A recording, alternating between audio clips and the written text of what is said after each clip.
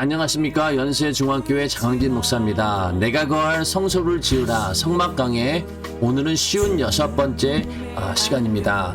윤석전 목사님의 대표적인 저서 내가 거할 성소를 지으라 상하권을 한 줄도 빠지지 않고 하나하나씩 다 읽어가면서 거기다 또 보충 설명을 곁들여 가면서 진행되고 있는 강의입니다. 여러분들 책을 읽어보신 분도 계시겠지만은 아직 읽어보지 않으신 분들이라고 하면은 처음부터 한 줄 한 줄씩 빠지지 않고 읽다 보면은 큰 은혜를 받습니다. 우리가 상권을 마치고 이제 하권을 공부하고 있는데 하권 가운데서도 우리가 법계 공부를 하고 있는데 법계 가운데서도 돌판에 대한 이야기가 끝났고 이제 오늘 4번째 시간으로 만나가 담긴 금항아리에 대한 이야기를 함께 나누고자 합니다. 이제 여기 법계만 공부하게 되면은 일단은 성막에 대한 이야기는 다 끝나요. 그 6장에 가서는 뭐가 있느냐? 바로 그 여러 가지 구약의 제사에 대한 얘기가 나오는데 거기까지만 하면 이제 모든 성막 강의는 마치게 됩니다. 여러분들 긴 시간 동안 참 이렇게 따라오셨는데 남은 기간 이제 얼마 남지 않았습니다. 끝까지 포기하지 마시고 이 성막 여행에 함께 해주시면 감사하겠습니다. 4번째, 변함없는 믿음의 상징 금항아리, 신령한 하늘 양식 만나. 하나님께서는 성막, 지성소, 법계 증거판 앞에 만나를 담은 금항아리를 두어 대대로 간수하라고 말씀하셨습니다. 또 아론에게 이르되 항아리를 가져다가 그 속에 만나 한 오멜을 담아 여호와 앞에 두어 너희 대대로 간수하라. 아론이 여호와께서 모세에게 명하신 대로 그것을 증거판 앞에 두어 간수하게 하였고. 출애굽기 16장 33절부터 34절 말씀. 자, 이거는 하나님 말씀 그대로예요. 그러니까 하나님께서 성막 가운데서도 지성소 그 가운데도 그 지성소 안에 있는 그 법궤, 그리고 그 법궤 가운데서도 증거판이 있는 그 앞에다가 이제 금항아리를 두어서 만나를 담아 놓으라 이렇게 말씀하셨습니다. 하나님께서 이 법궤 안에다가 언약궤 안에다가 3가지를 넣으라고 했는데 돌판 그리고 아론의 쌍난 지팡이 그리고 만나를 담은 금항아리 이 3가지인데 성경을 가만히 보면은 이 3개를 전부 다 법궤 안에 넣어야 된다는 얘기는 하지 않았습니다. 그래서 추측건데 하나님께서 말씀 그대로 언약궤 안에 법궤 안에 넣으라고 했던 것은 돌판밖에 없습니다. 돌판. 그리고 나머지는 그 근처에 두라라고 했기 때문에 아마도 나중에 이 성막을 이동할 때 편의상 이 3가지를 다 집어넣지 않았을까 이렇게 추측된다고 말씀을 드렸었죠. 하여튼 그 3가지 기물 가운데 오늘은 만나를 담은 금항아리에 대해서 공부해 보겠습니다. 구약시대 광야에서 이스라엘 민족이 먹었던 만나는 금항아리에 담아야 할 만큼 신령하다는 의미입니다. 하나님께서는 광야에서 이적을 일으켜 이스라엘 백성을 40년간 먹이신 하늘 양식 만나를 성막 지성소에 보관하게 하셔서 대대로 여호와가 자기들의 하나님인 것을 알게 하시고 장차 온 인류 영혼의 양식인 예수 그리스도를 보내는 예표로 삼으셨습니다. 네, 만나는 하나님께서 광야 생활을 할 때 이스라엘 백성들이 애굽에서 나와서 그 40년간 그 광야의 길을 걷게 되었습니다. 그래서 그 광야를 지나는 동안 하나님께서 양식으로 주신 게 바로 만나인데 그 만나를 왜 이렇게 지성소 법궤 안에 보관하라고 하셨을까? 굉장히 큰 의미가 있다는 거죠.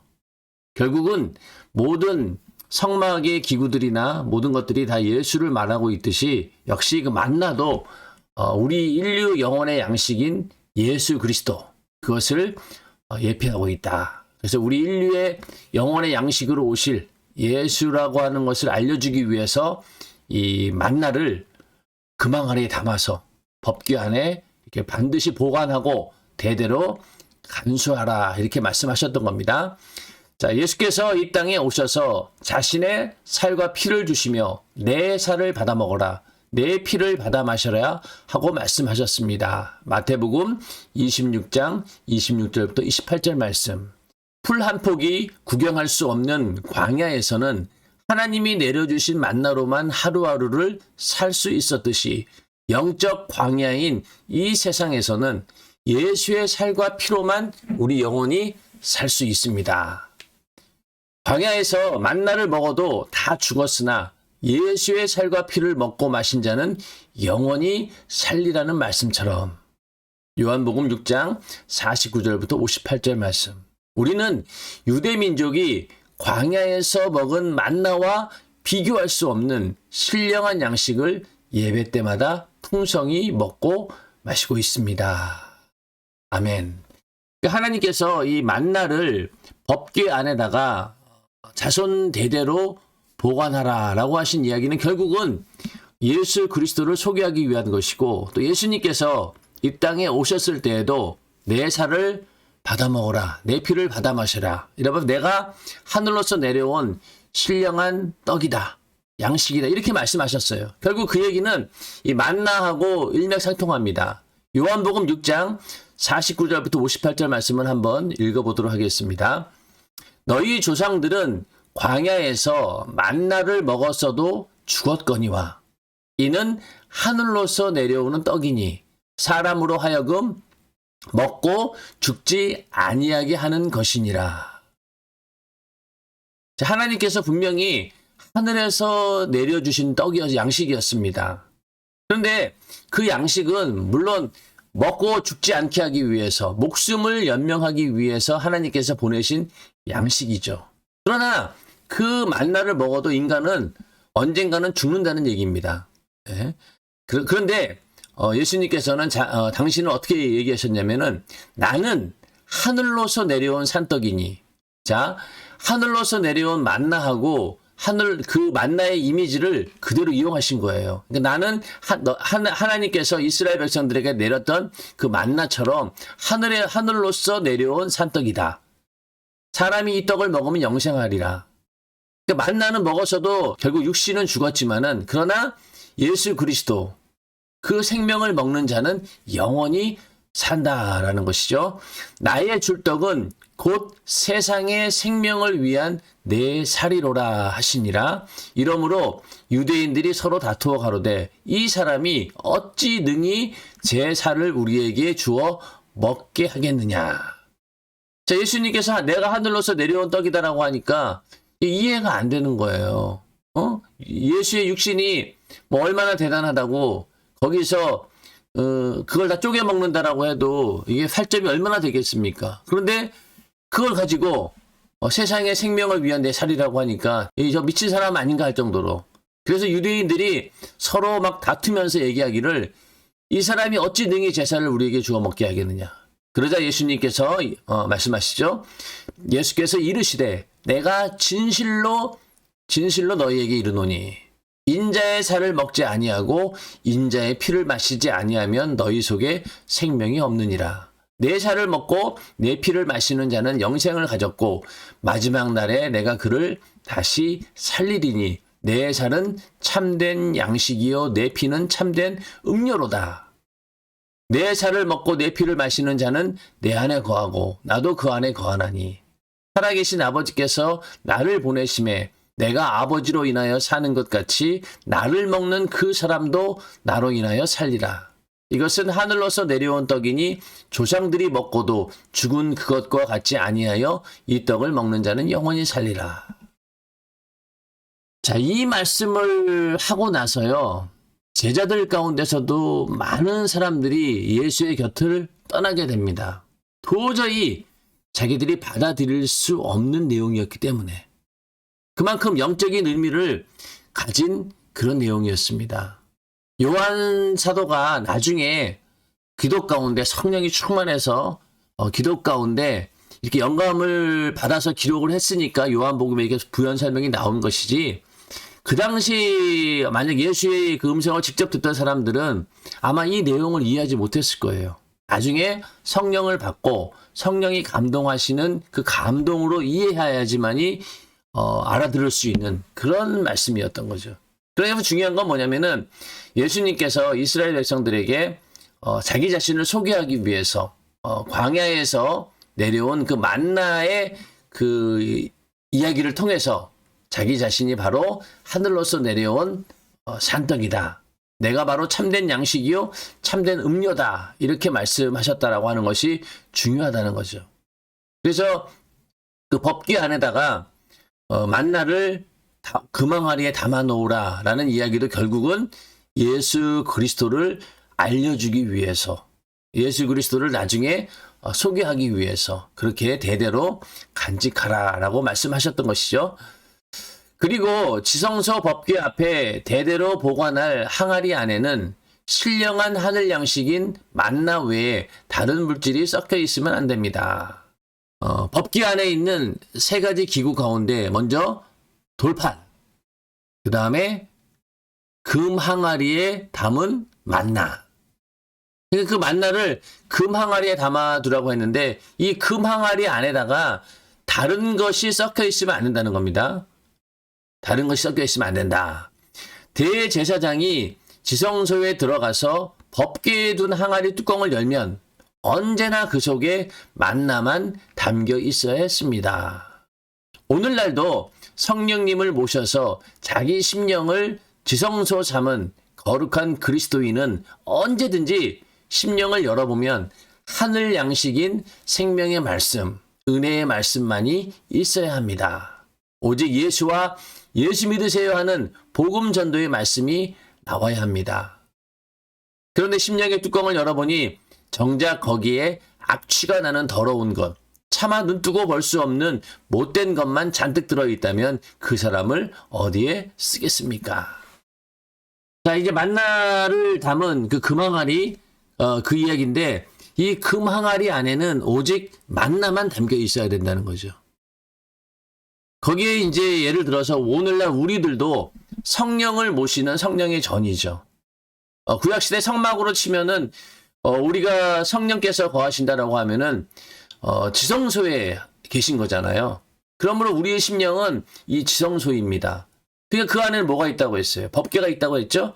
그럼 법궤 안에 돌판도 있어야 되고 하나님 말씀도 있어야 되고 또 이 만나를 담은 금항아리가 있어야 되는데 금항아리의 그 이미지를 이렇게 성령의 우리의 심령이 성령이고 그 안에 만나를 담은 것처럼 우리 안에도 생명의 말씀, 은혜의 말씀만 있어야 된다는 거예요. 그러니까 성령의 전인 우리가 금항아리가 되는 것이고 그 안에 만나만 담겨 있어야 되듯이 우리 안에 거룩한 성령의 전인 우리 안에도 오직 생명의 말씀, 은혜의 말씀만 있어야 된다는 거예요. 그래서 우리는 언제든지 예수가 우리 안에서 나와야 됩니다. 예수의 특성이 튀어나와야 되고 또 우리가 말을 하더라도 언제든지 예수 믿으세요라고 하는 복음 전도의 말씀이 내 안에서 나와야 된다는 거예요. 그래서 우리가 성령이 충만하면은 찔러도 우리 안에서 뭐만 나옵니까? 예수만 나와야 된다는 겁니다. 나올 수밖에 없다는 거예요. 그게 자연스럽게 드러나는 증거입니다. 그런데 반대로 만약에 금항아리의 뚜껑을 딱 열었는데 만나가 없어요. 그럼 어떻게 되겠어요? 그러면 안 된다는 거죠. 그래서 우리도 심령을 열어보면은 거기서 하나님 말씀, 생명의 말씀, 은혜의 말씀만 나와야 되는데 만약에 다른 게 나온다라고 하면은 더러운 것들, 악취가 나는 것이 나온다라고 하면은 어떻게 되겠냐는 거죠.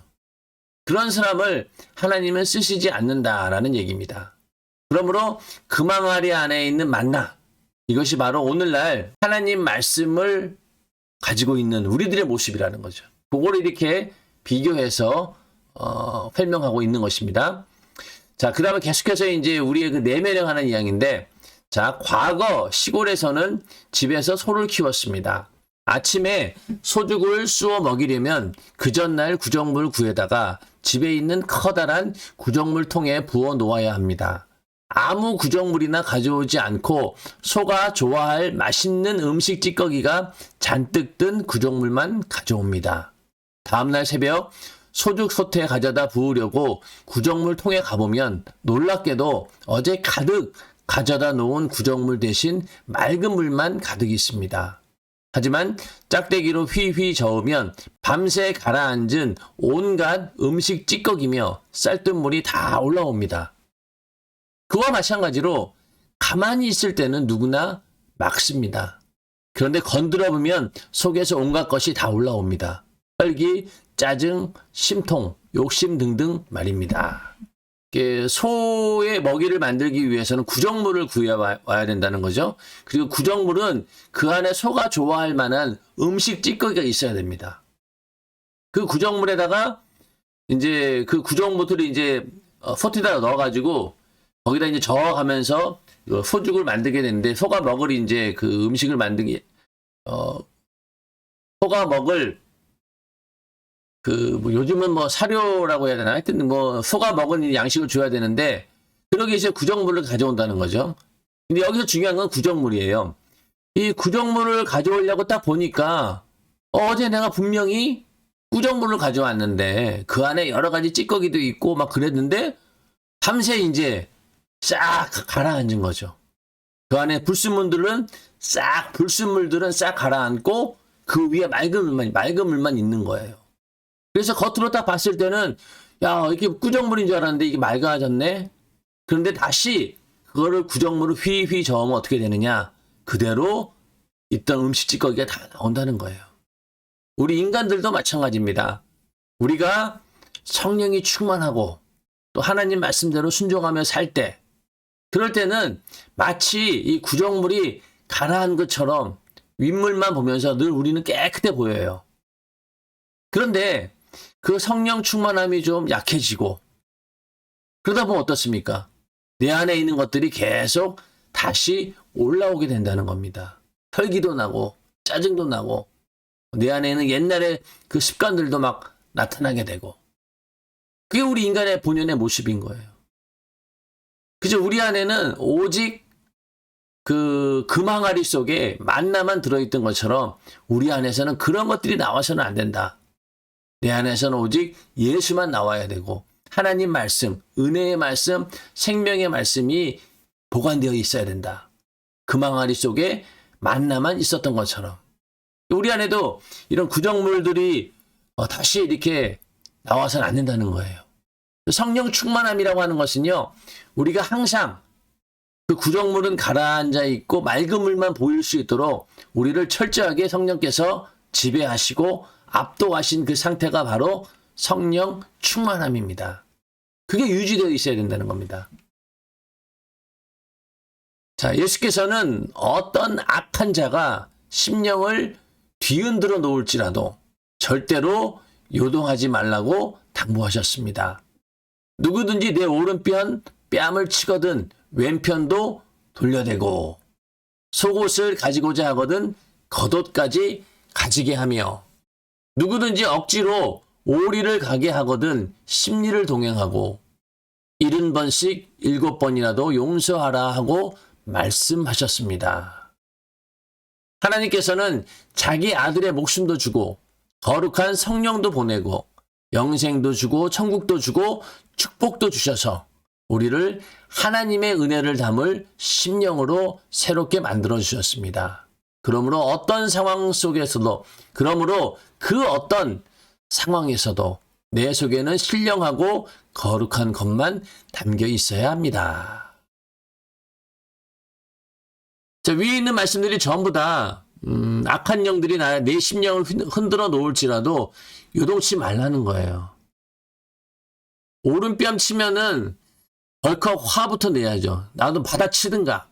그래야 되는데 그러지 말고 왼편도 돌려대라. 또 속옷을 달라고 하면은 겉옷까지 줘라. 또 오리만 가자라고 하거든 심리까지 동행해줘라. 그만큼 이렇게 남들에게 이웃에게 다 줄 수 있는 이유는 뭐냐? 너희들이 큰 은혜를 받았기 때문이다. 아들의 목숨, 영생, 천국, 또 축복, 또 우리 안에 성령도 보내주셨고 그렇게 너무나 큰 은혜를 받았으니 너희들도 남에게 그 은혜를 베푸는 자가 되어라 라는 그런 의미이고요.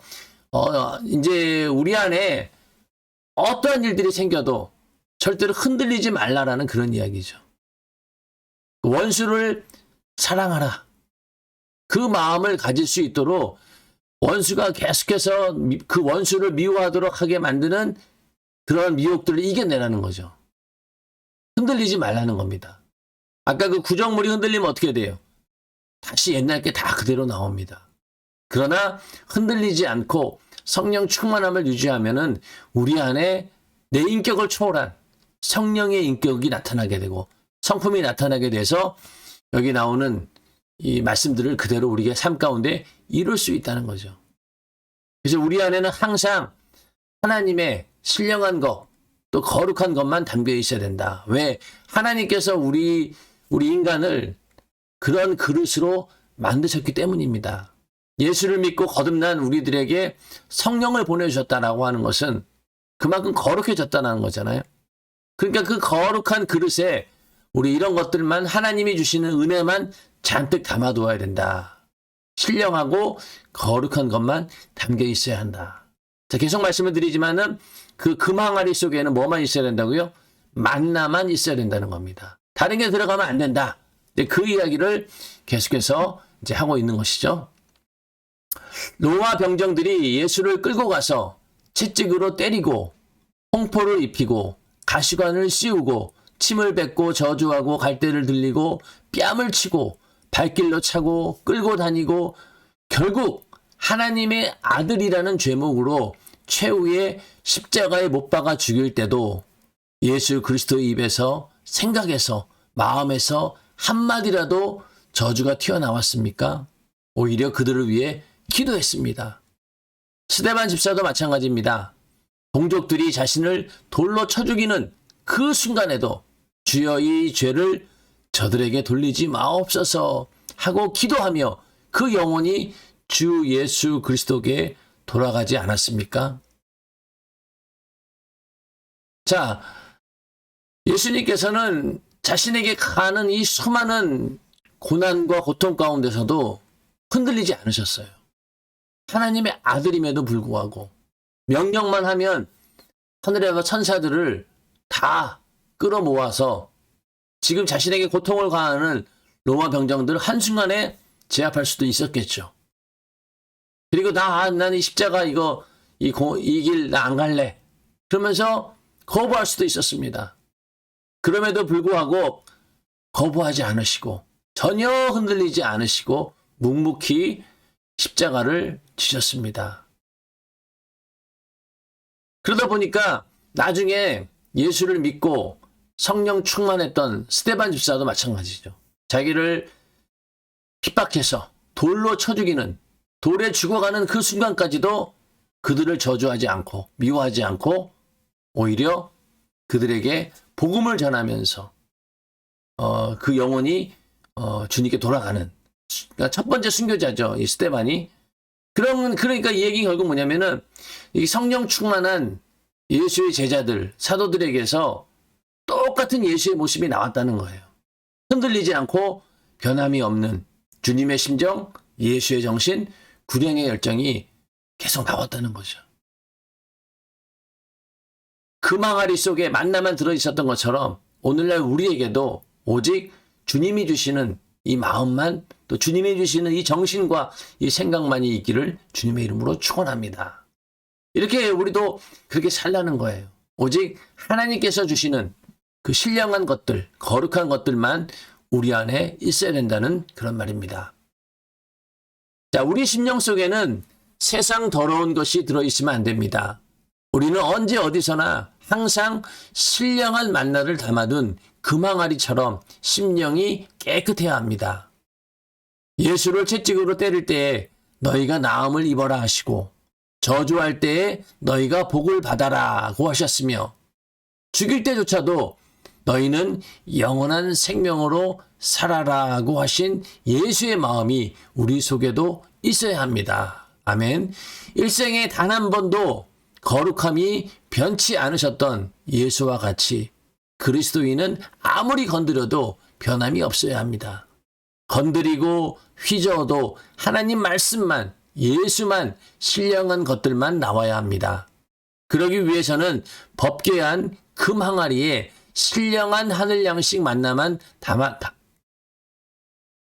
신령한 하늘 양식만 그러기 위해서는 법궤한 금 항아리에 신령한 하늘 양식 만나만 담겼던 것처럼 나의 심령이 영원한 만나이신 예수로만 충만해야 합니다.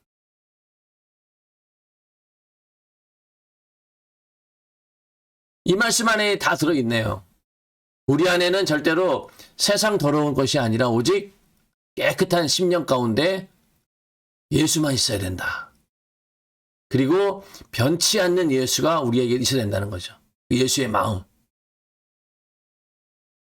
그게 바로 법궤한 금 항아리에 신령한 하늘 양식 만나만 담았던 것처럼 나의 심령이 영원한 만나이신 예수로만 충만해야 합니다.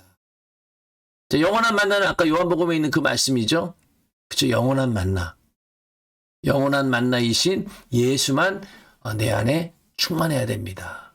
그렇게 되기를 주님의 이름으로 축원합니다. 그러니까 우리는 이 예수로만 충만해야 된다. 이게 바로 이제 금 항아리에 만나를 담아서 보관하라라고 하는 것을 오늘날 우리에게 적용시킨 말씀이죠. 자, 계속해서 변치 않는 금으로 된 만나 항아리.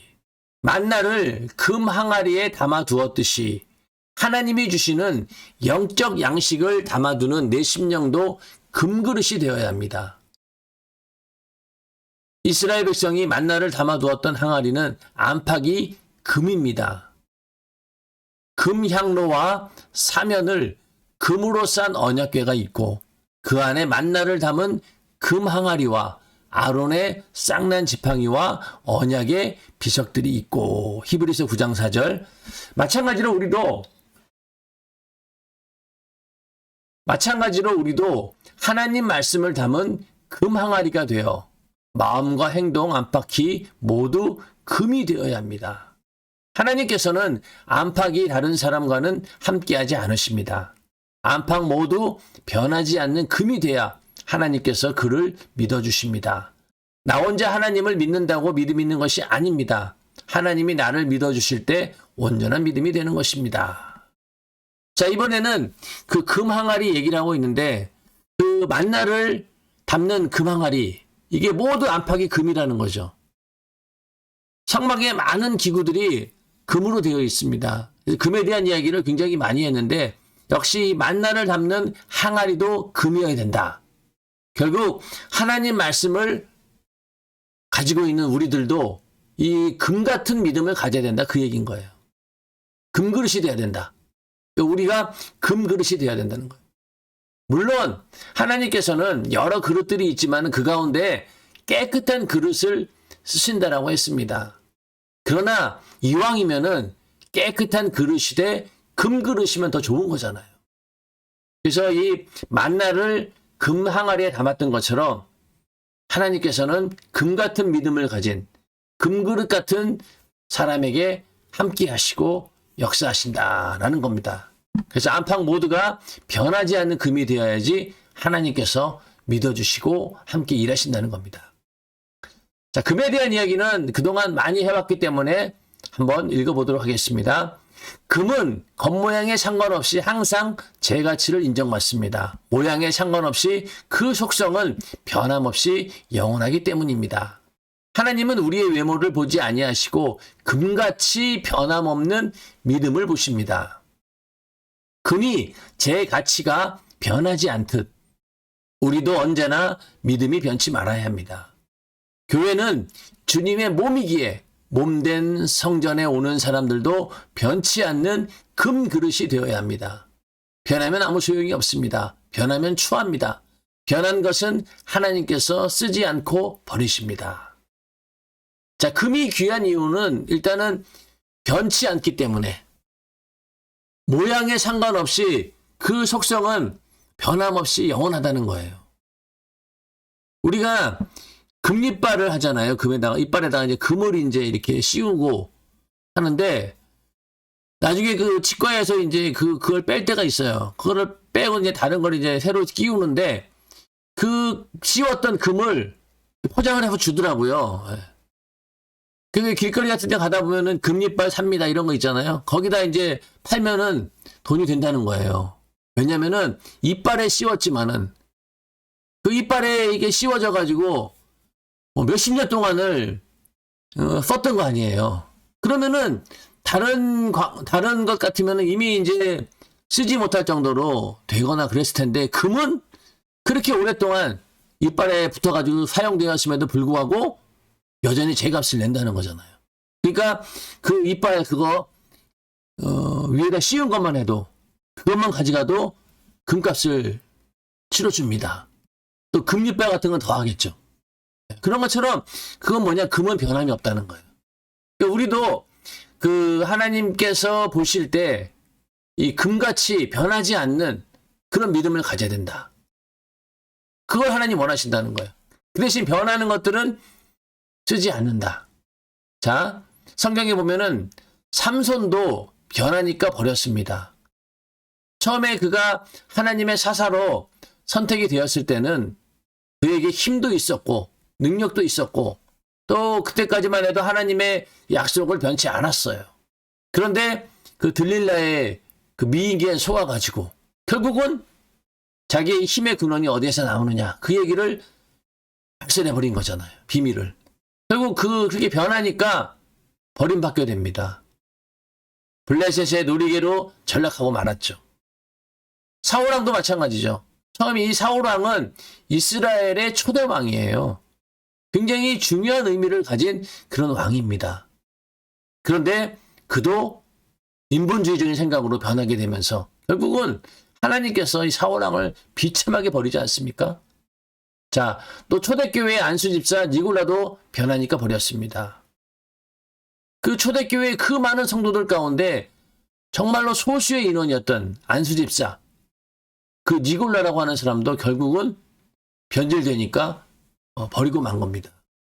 하나님께서는 예나 지금이나 자기 백성이 금 같은 믿음을 지니기를 원하시며 그런 자에게 복을 주십니다. 다시 말해 하나님께서는 자신을 향해 변치 않는 금 같은 믿음을 가진 성도에게만 당신의 신령한 만나를 허락하십니다. 자, 이 금 항아리에 뭐만 담는다고 했죠? 바로 만나만 담는다고 했죠. 금 같은 믿음을 가진 성도에게만 신령한 만나를 허락하신다라는 그 의미를 우리는 이 금 항아리에 담은 만나를 기억하면서 잘 생각해 보아야 되는 거죠. 그래서 우리가 금 같은 믿음이 되어야지만이 하나님의 신령한 만나를 내가 내 안에 소유할 수 있다. 그런 의미가 되는 것이죠. 자, 이제 그 다음에 또 금에 대한 얘기인데, 연단으로 만들어지는 금 같은 믿음. 그러니까 이 금이 그냥 만들어지는 게 아니죠. 금은요, 엄청난 연단을 통해서 만들어집니다. 그래서 금이 소중한 거죠. 자, 사람들은 종종 예수 믿고 죄사함 받으면 금세 돈도 많이 벌고 만사가 형통할 것이라고 생각합니다. 하지만 그렇지 않을 때도 잦습니다. 오히려 예수 믿고 나서부터 혹독한 고생이 찾아오기도 합니다.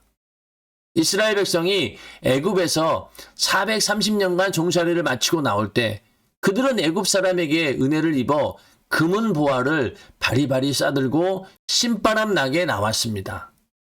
그 길로 곧장 약속의 땅 가나안 복지로 직행할 줄 알았습니다. 하지만 애굽에서 나오자마자 그들 앞은 홍해가 가로막고 있었고 뒤는 애굽 군사의 맹렬한 추격이 있었습니다. 출애굽의 기쁨도 잠시, 그들의 힘으로는 앞으로 나아갈 수도 없고 뒤로 물러설 수도 없는 진퇴양난의 절망적 상황에 직면했던 것입니다. 자, 이 얘기를 꺼내는 이유는 금 같은 믿음을 얘기하려고 하는 거죠. 금 같은 믿음이 그냥 되는 게 아니라는 겁니다. 금이 혹독한 연단 과정을 거쳐서 금이 만들어지는 것처럼 이 금 같은 믿음도 어떨 때 나오느냐? 환난과 핍박과 고난 가운데 나온다는 거죠. 이스라엘 백성들이 대표적인 예입니다. 그들이 처음에 애굽에서 나올 때 얼마나 흥분됐겠어요. 그리고 이 애굽 사람들이 이제 더 이상 재앙이 올까 두려우니까 이스라엘 백성들에게 막 금은보화를 막 쏴주면서 제발 좀 나가라 이렇게 하면서 신바람 나게 나왔어요. 그리고 이 가나안 복지가 40년 걸릴 길이 아니에요. 한 열흘이면은 충분히 갈 수 있는 그런 길이었습니다. 그런데 하나님께서는 그 길을 그냥 가게 하지 않으셨다는 거죠. 물론 이스라엘 백성들이 하나님께 불만불평하고 하나님 말씀을 저버리고 우상숭배했기 때문에 그들은 어쩔 수 없이 돌아 가나안 복지에 가게 되었지만은, 그러나 그 모든 과정 가운데 하나님께서는 이스라엘을 금같은 믿음으로 연단시켰다라는 거죠. 그러니 나오자마자 출애굽하자마자부터 시련과 환란이 닥쳐오기 시작합니다. 제일 먼저 나온 게 바로 홍해바다였죠. 그리고 홍해를 건널 수 없는 그런 절망적인 상태, 뒤에서 계속 애국 군사들이 쫓아오고 있었고 진퇴양난인 거예요. 거기서 하나님께서는 이 홍해를 가르는 이적을 보여주면서 이스라엘 백성들을 홍해바다를 건너게 하시죠.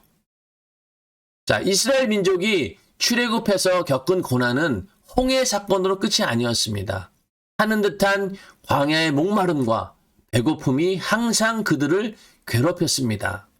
풍성한 젖과 꿀을 기대했던 이스라엘 백성에게 허락된 것은 하루 먹을 양식의 만나였습니다. 하나님께서는 이스라엘 백성이 약속의 땅 가나안 복지를 온전히 얻을 만한 믿음에 이르기까지 연단하셨던 것입니다. 그들이 광야에서 갖은 고통을 당했지만 하나님께서는 낮에는 구름 기둥으로 밤에는 불 기둥으로 이스라엘 민족을 인도하셨습니다. 자, 젖과 꿀이 흐르는 그런 땅으로 인도해 주겠다라고 이스라엘 백성들에게 말씀하셨죠. 그래서 그들은 출애굽에서 나오면은 정말로 풍성한 젖과 꿀을 기대했겠죠. 야, 어디 가든 이제 먹을 걱정 없이 노예 생활도 끝나고 마음껏 먹고 싶은 거 먹을 수 있는 그런 것들을 기대했을 겁니다. 그런데 광야에서는 무엇만 있었습니까? 하루 먹을 양식 만나밖에 없었어요. 이게 이스라엘 백성들이 계속 불만평하죠. 내가 애굽에 있을 때는 이런 것도 먹고 저런 것도 먹었는데 이게 웬 꼴이냐. 모세를 원망합니다. 네가 이 정도로 우리를 대우하려고 이렇게 애굽에서 우리를 나오게 했냐. 고기를 먹고 싶다고 막 이제 불만평하니까 하나님께서 메추라기를 보내셔가지고 고기를 실컷 먹게 하시죠. 그런 것처럼 이 광야의 40년의 세월 동안 이스라엘은 젖과 꿀은커녕 그냥 하루 먹을 양식의 만나도 처음에는 굉장히 맛있었어요. 근데 점점 매일매일 먹다 보니까 물려가지고 나중에는 쳐다보기도 싫을 정도로 이스라엘 백성들이 그만큼 변질되었던 거죠. 그러나 하나님께서 이렇게 가나안 땅으로 가는 동안에 이러한 고난을 허락하신 이유는 바로 이스라엘을 어떤 민족으로 가나안 복지를 온전히 얻을 만한 믿음에 이르기까지 연단하셨던 겁니다.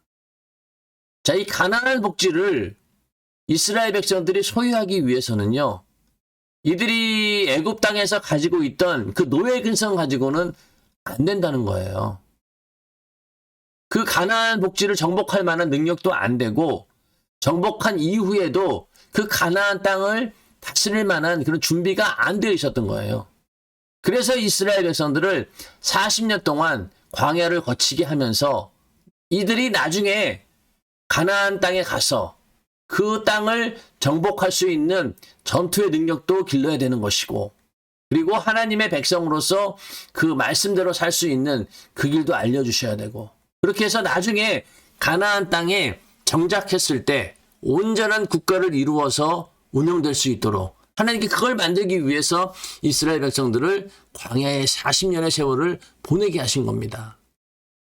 그러면서 끝까지 어떤 메시지를 보여주십니까? 늘 나는 너희들과 함께 있다. 낮에는 구름 기둥으로, 밤에는 불 기둥으로 끝까지 너희를 인도하는 분은 바로 여호와 하나님이시다라는 것을 이 광야 40년의 그 세월 동안 보여주신 겁니다. 그러면서 이스라엘 백성들은 알게 모르게 가나안 복지를 정복할 수 있고 그 가나안 땅을 운영할 수 있고 이끌어갈 수 있는 그런 국가의 모습을 만들어가는 그런 때가 바로 이 광야 40년의 세월입니다. 자, 오늘날 우리에게 비추어서 신앙생활 하면 육신이 편할 것이라 생각하지만 천만의 말씀입니다. 같은 믿음으로 성장할 때까지 계속 연단 과정을 거쳐야 합니다. 그런데 사람들은 신앙생활에 연단 과정이 있는 줄 모르고 예수 믿고 구원받은 후에 시험이 찾아오면 너무 쉽게 넘어집니다. 핍박을 받으면 예수 믿어도 아무 소용없다 하고 낙심하여 과거로 되돌아갑니다. 고난과 역경이 닥쳐오면 오히려 삶이 더 힘들고 고되다면서 신앙생활을 포기합니다. 하지만 이 모든 것은 스스로 속고 있는 것입니다. 우리가 예수 믿고 변화된 것이 얼마나 많습니까? 지옥 갈 사람이 예수 믿고 천국 갈 사람으로 바뀌었으니 이보다 더 확실하게 변화된 것이 어디 있겠습니까? 자, 예수 믿고 나서 좋은 일만 있을 수가 없죠. 오히려 연단 과정이 있어서 고난이 계속 오게 됩니다. 그러니까 사람 당황하게 되는 거죠. 아이고, 예수 믿으면은 돈도 많이 벌고 경제적으로도 부유해지고 하나님께서는 복을 주시니까 뭐 잘 먹고 잘 살고 또 자녀들도 뭐 좋은 학교 가고 또 좋은 직장 다니고 넉넉하게 살겠구나. 그런 기대를 하고 예수를 믿는 사람들도 있습니다. 그렇지만 그렇지 않다는 거예요. 육신은 오히려 연단이 있기 때문에 그 연단 가운데서 육신이 굉장히 괴로움을 당한다는 겁니다. 근데 그거를 못 버티면은 결국은 낙오가 되는 거예요. 그런데 가만히 생각해 보세요. 예수를 믿고 나서 우리가 변화된 게 얼마나 크냐는 거죠. 제일 먼저는 지옥 가게 되었지만 천국 간다는 거. 이거 하나라도 세상의 어떤 가치와는 비교할 수가 없는 겁니다. 솔직한 얘기로. 그렇죠. 지옥에서 죽게 되었는데 그것도 영원히 그런 사람이 천국에서 영원히 사는 사람으로 바뀌었다? 이것만 해도 우리는 한마디로 이 수지 맞은 겁니다. 더 이상 다른 것은 바랄 수 없을 정도로 우리는 그것만으로도 큰 은혜를 받은 거고 큰 변화가 있었다는 거죠. 근데 이런 거를 생각하지 않고 눈에 보이는 그 육신의 생각, 또 육신의 부유 이런 것만 기대한다라고 하면은 결국은 예수 믿다가 실망해서 포기하고 만다는 거죠. 네. 자, 계속해서 이제 어떤 변화가 있었느냐? 옛날에는 마귀와 한패거리가 되어 죄만 지었는데 이제는 죄짓게 하는 마귀 역사와 싸우니 얼마나 변화되어 있습니까? 맞죠? 옛날에 마귀와 한패거리가 되어가지고 죄만 짓고 살았는데 이제는 죄를 짓게 하는 마귀 역사와 싸우고 있으니 이게 큰 변화라는 겁니다. 또 육신이 아무리 힘든 고난을 겪어도 우리 영혼은 점점 하늘나라를 향해 가까이 가고 있고 그 고난이 훗날에 영원한 면류관이 되니 이보다 복된 일이 어디 있겠습니까? 자, 그러니까 우리의 신앙생활이라고 하는 것이요. 아무리 육신은 고통스럽지만은 영혼의 때에 가서는 그것이 큰 부유가 된다는 겁니다. 면류관이 된다는 말이죠. 그러니까 우리의 시간이라고 하는 육신의 이 유한적인 시간을 투자해서 우리는 무한한 축복을 얻게 되는 그런 행복을 가진 자들이고 그런 부유를 소유하는 게 바로 우리의 신앙생활이고 또 예수 믿는 것이죠. 이보다 큰 복된 일이 어디 있겠냐는 거예요. 금 같은 믿음 없이 그저 교회만 다닐 때는 신앙생활에 별다른 방해를 받지 않습니다. 오히려 주위 사람들이 열심히 가라고 교회에 가라고 격려합니다. 그런데 성령을 충만히 받고 지성소에 들어갈 믿음, 하나님 말씀을 담은 법계의 믿음, 만나를 담아둔 금항아리 같은 변치 않는 믿음을 지니면 마귀 역사가 그 믿음을 무너뜨리려고 사람과 환경을 이용해 온갖 수단을 부립니다. 자, 이건 여러분들이 경험해보면 잘 아실 거예요. 처음에 예수 믿을 때는요, 주변 사람들이 열심히 교회 다녀. 가족들도 그렇게 얘기하죠. 그랬습니다. 정말로. 그런데 성령 받고 나니까 완전히 달라지더라고요. 하나님 말씀대로 이제 살겠다라고 하는 그런 믿음이 딱 생기니까 그때부터 마귀 역사가 가만히 두지 않습니다. 그전에는 그렇게 열심히 교회 다니라고 격려하던 사람도 꼭 그렇게 믿어야 돼? 너무 지나친 거 아니야? 이런 식으로 딴지를 거는 거죠. 그게 다 마귀 역사입니다. 그 믿음을 이제 무너뜨리는 거예요. 이게 이제 진정한 영적인 전쟁이 돌입이 된 거죠. 그러나 그것이 어떤 증거냐? 바로 내 안에 법계의 믿음이 이루어지고 있다. 내 안에 하나님 말씀이 담겨지고 있다. 내가 법계가 되어가고 있고 또 만난을 담아둔 그 망아리처럼 내 안에 예수라고 하는 그 변치 않는 생명이 있구나. 그 증거라는 거죠. 네. 자, 악착같이 역사하여 구원받은 사람의 믿음을 허물고 마귀 역사가 하는 얘기죠. 마귀 역사가 하는 일이죠. 그 영혼을 노략질하려고 몸부림을 칩니다. 예수 믿고 무엇이 잘 됐느냐라는 의문을 품게 하고 믿어도 아무 소용이 없다고 미혹하여 시험에 들게 합니다. 끊임없이 힘든 환경과 상황을 조성하여 신앙생활에 회의가 들게 하고 다른 사람과 관계를 흔들어 상처받고 갈라서게 합니다. 이와 같이 믿음이 성장하는 일에 가로막는 일이 생기고 문제와 어려움이 생기거든 절대 양보해서는 안 됩니다. 예수를 믿으면 믿을수록 생기는 염려, 근심, 걱정들은 정금을 만드는데 방해하는 불순물이니 뽑아내야 합니다. 자, 이렇게 마귀 역사가 끊임없이 방해를 한다는 거죠. 우리의 신앙생활을. 의문, 미혹, 시험 다 마귀 하는 일들이죠. 상황 조성, 회의, 이간 이런 것들로 계속 마귀가 역사에서 우리의 신앙을 끌어내리려고 하는데 가로막는 일이 생기는데 그거에 전부 다 이제 거기서 밀리면 안 되는 거죠. 이게 다 뭐냐? 금을 만드는데 들어가는 불순물들이라는 거예요. 이 금을 만들 때 여기에 불순물이 들어가면 안 돼요. 그래야 정금이 되기 때문에 그러한 불순물들이 들어오지 못하도록 빨리 제거를 해야 됩니다. 그래야지 금 같은 믿음이 될 수 있는 거죠. 자, 불순물이 빠져나가야 정금이 되듯 예수를 믿으면 이런 믿음의 연단 과정을 꼭 거치게 됩니다. 이 연단을 거치며 조금씩 순도가 높아지다가 마지막 단계에 가서 순금이 되는 것처럼 모든 환난에서 벗어나면 변치 않는 금 같은 믿음을 지니게 됩니다. 금은 좀처럼 변하지 않습니다. 추워도 안 변하고 더워도 안 변하고 쪼개져도 안 변하고 갈라져도 안 변합니다. 무게도 안 변하고 값도 안 변합니다. 하나님께서는 우리를 단련하여 금 같은 믿음을 지닌 자로 만드십니다.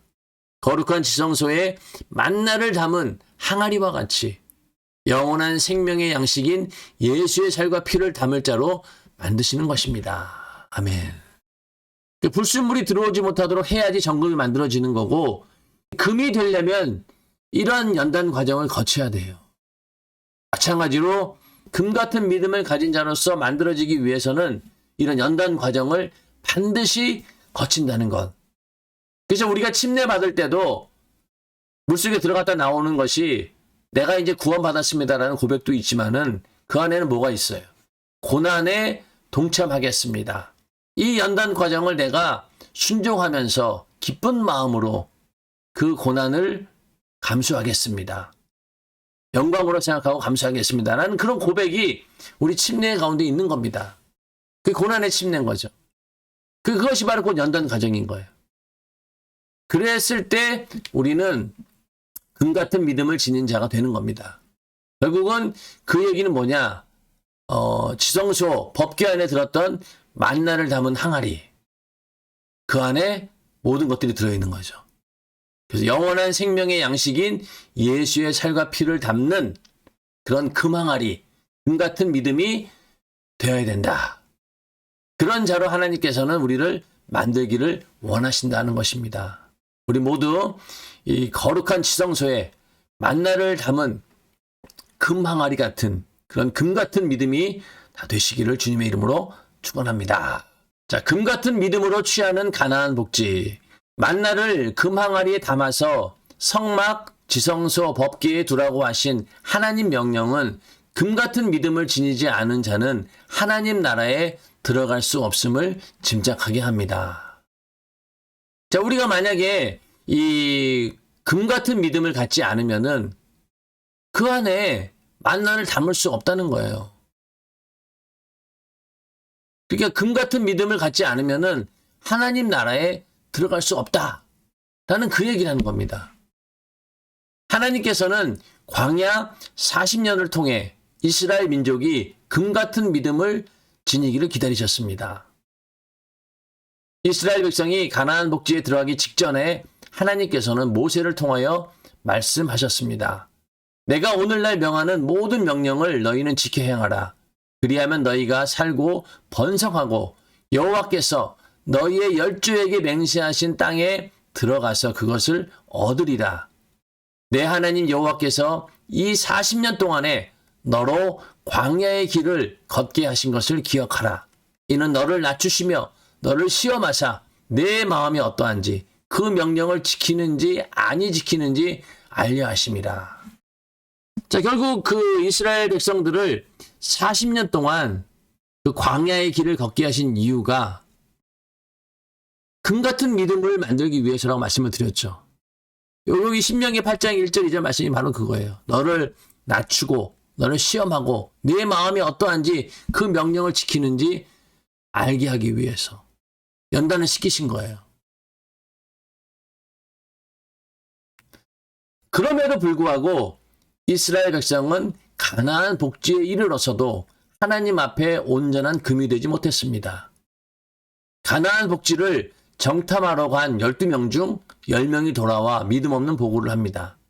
거기는 신무기가 발전했고 우리보다 강하며 그들은 신장이 장대한 자들로 우리는 거기에 비하면 메뚜기와 같아서 가면 분명히 죽을 것이다. 반면 여호수아와 갈렙은 아니다. 하나님께서 그 나라와 그 민족 가나안 복지를 우리 손에 붙였다.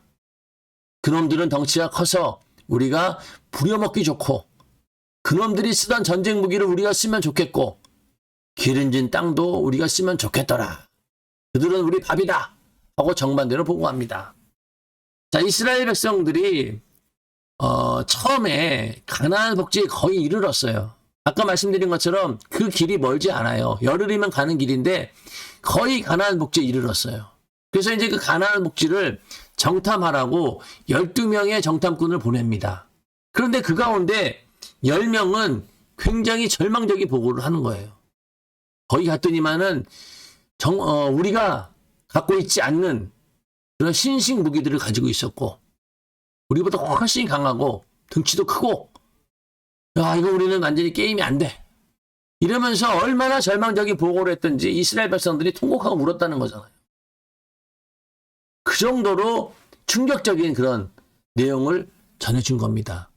이스라엘 백성들은 가나안 복지를 하나님께서 주셨다라고 하는 그 의미를 몰랐던 거죠. 그냥 자기들이 가서 편안히 살 수 있는 그런 장소인 줄 알았는데 가나안 땅을 정복해야 한다고 하니까 이런 일들이 생긴 거죠. 거기서 이제 수많은 이스라엘 백성들이 원망불평하면서 주저앉아 버렸습니다. 그러나 여호수아와 갈렙은 그렇지 않았다는 거죠.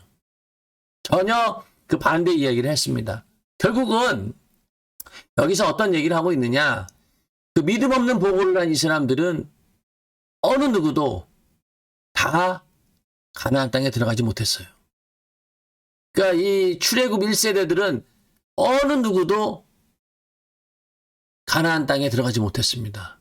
그러나 딱 들어간 사람이 누구예요? 여호수아와 갈렙이에요. 그래서 이 성경에서 이 여호수아와 갈렙 이야기를 이렇게 기록한 이유는 바로 이러한 믿음이 있는 자들이 하나님께서 쓰신다. 더 나아가서 그러한 믿음이 있는 자만이 하나님의 나라, 천국에 들어갈 수 있다. 라는 그런 의미를 포함하고 있다는 겁니다. 결국은 이 12명이 돌아와서 이렇게 믿음 없는 보고를 한 그 이유 때문에 40년간 광야 생활을 하게 됩니다. 결국 믿음 없는 행동 때문에 이스라엘 백성은 열흘이면 갈 길을 그냥 40년 동안 뱅글뱅글 돈 거예요. 그러면서 하나님께서는 그 기간을 그냥 보내지 않으시고 어떻게든 이스라엘을 금 같은 믿음으로 만들어 보곤 했지만은 결국은 이렇게 돼버린 거예요. 그러니까 가나안 복지에 이르러 가지고 여기서 아마 좋은 보고를 하고 믿음이 있었으면은 아마 빨리 가나안 복지에 들어갔겠지만은 안 되겠다. 지금 이 상태로는 절대로 가나안 땅을 정복하지 못한다. 왜? 이렇게 부정적인 생각. 이건 결국 뭐예요? 그만큼 눌려 있다는 거잖아요. 가나안 땅을 정복하기는커녕 그 가나안 땅 사람들에게 금방 싸우면은 완패입니다. 그러니 아무것도 갖추지 않았기 때문에 안 되겠다. 40년의 그 광야를 통해서, 생활을 통해서 이스라엘 백성들을 가나안을 정복할 수 있는 그런 믿음을 가진 백성들로서 만들어가기 시작한 거죠. 그러나 이때는 만들어지지 않았던 거예요. 그 어떤 상황보다도 가나안 땅을 내 손에 붙인다라고 말씀하신 하나님을 절대적으로 믿었기 때문입니다. 여호수아 갈렙 이야기죠. 특히 여호수아는 모세에게 가나안 땅을 주겠다고 하신 하나님 말씀을 듣고 가나안 복지가 자기 것이라고 확실히 믿었습니다. 그리고 가나안 복지에 들어가는 그 순간까지 믿음이 전혀 변치 않았습니다. 이처럼 금 같은 믿음을 가진 자는 하나님 말씀이 이루어질 줄로 확실히 믿습니다. 그리고 변함없는 믿음을 소유한 자가 모든 것을 소유합니다. 천국도 내 것이라고 믿는 자의 소유입니다. 따라서 우리 모두 변치 않는 믿음의 사람이 되어야 합니다. 믿음은 변치 않을 때 값이 나갑니다. 변치 않는 금으로 만든 항아리만을 법궤에 두듯이 말입니다. 자, 여호수아와 갈렙은 가나안 땅을 너희 손에 붙였다라고 한 그 말씀을 철저같이 믿은 거예요. 절대적으로 믿었다는 겁니다. 결국은 그 믿음이 나중에 가나안을 정복할 수 있는 근간이 된 거죠. 믿음이 있는 자를 하나님께서 쓰신다는 겁니다. 천국도 마찬가지라는 거죠. 믿는 자의 소유입니다. 천국은 침노하는 자의 것이다. 그 침노하는 것이 무작정 침노하는 겁니까? 그게 아니죠. 믿음을 가지고 내 안에도 천국이 이루어졌고 나는 이제 천국을 내 것으로 소유할 수 있다라고 하는 그 믿음. 그 믿음이 있을 때 천국도 우리의 것이 된다는 겁니다. 하나님께서 거두어 주신 선물이라고 그냥 아무 대가 없이 그냥 받는 걸로 생각하겠지만은 우리의 구원은 대가 없이 이루어진 거예요. 그러나 그 구원을 지켜내는 데 있어서는 정말로 이 가나안을 정복하듯이 그런 처절한 영적인 전쟁이 수반된다는 겁니다. 그걸 이겨내야 된다는 거예요. 그러기 위해서는 뭐가 있어야 되느냐? 변치 않는 믿음이 있어야 된다. 그래서 그 변치 않는 금으로 만든 항아리에 만나를 넣어두고 하나님 말씀을 넣는다는 얘기죠. 그리고 그 항아리만 법궤 안에 둔다는 거죠. 그래서 돌판, 그리고 항아리, 금항아리. 근데 금항아리는 금항아리인데 어떤 금항아리? 만나. 하나님께서 이스라엘 백성들에게 주었던 양식, 그 만나가 들어있는 항아리를 법궤에 두어야 된다. 이렇게 말씀하고 있는 것이죠. 자, 오늘 이렇게 금 항아리에 들어있는 만나 이야기를 오늘 함께 은혜를 나눴습니다. 금에 대한 이야기는 성막 강의하면서 계속해서 나왔던 부분이기 때문에 잘 아는 부분이고, 분명한 것은 금 항아리 안에 뭐가 들어가느냐? 만나만 들어가야 된다. 그래서 오늘날 우리에게는 성령에 거하는 전이기 때문에 신령하고 거룩한 하나님 말씀, 생명의 말씀, 예수만이 우리 안에 있어야 된다. 그리고 그 만나를 보관하는 항아리가 바로 금으로 되어 있듯이 금 같은 믿음이 있어야지만이 하나님께서 우리와 함께 하신다. 또 하나님께서는 그런 금 같은 믿음을 만들기 위해서 연단하신다. 연단 과정을 거쳐내는 사람만이 하나님께서 귀하게 쓰시고, 더 나아가서 그런 금 같은 믿음이 있는 자만이 영원한 천국을 소유할 수 있다라고 하는 것이 오늘 만나를 담은 금 항아리 속에 담겨진 영적인 의미입니다. 아무쪼록 우리 안에는 항상 예수와 그 생명만 있기를 원하고, 또 그렇게 그 하나님의 주신 귀한 생명을 보존할 수 있는 그런 금 같은 믿음이 우리 안에 있기를 주님의 이름으로 축원합니다.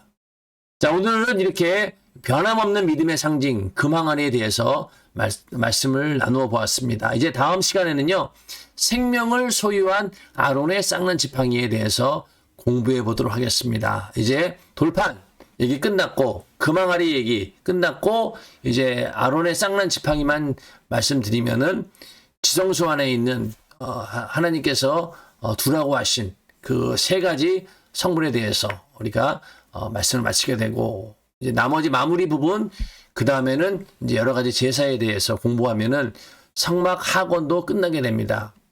자, 성막 공부해 보시니까 어떠세요, 여러분들?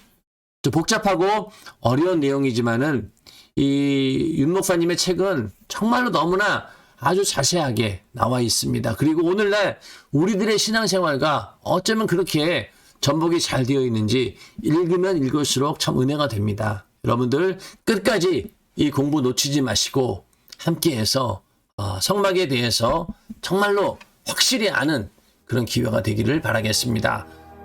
자, 이렇게 해서 성막 강의 쉬운 6번째 시간, 법궤에 관한 4번째 시간은 이렇게 마치고요. 다음 시간에 또 법궤 5번째 시간, 아론의 쌍난 지팡이에 대해서 함께 또 공부해 보도록 하겠습니다. 여러분들 끝까지 성막 강의 포기하지 마시고 잘 청취하시고 또 많은 사람들에게 알려주셔서 함께 은혜 나눌 수 있도록 해주시면 감사하겠습니다. 날씨가 점점 더워지는 그런 계절입니다. 또 코로나 바이러스가 이제 곧 종결될 그런 조짐들이 보이고 있는데 이럴 때일수록 절대로 방심하지 않고 끝까지 자기를 잘 관리해서 이 어려운 시기를 기도로 또 성령 충만함으로 잘 이겨내시기를 바라겠습니다. 다음 시간에 또 만나 뵙도록 하겠습니다. 감사합니다.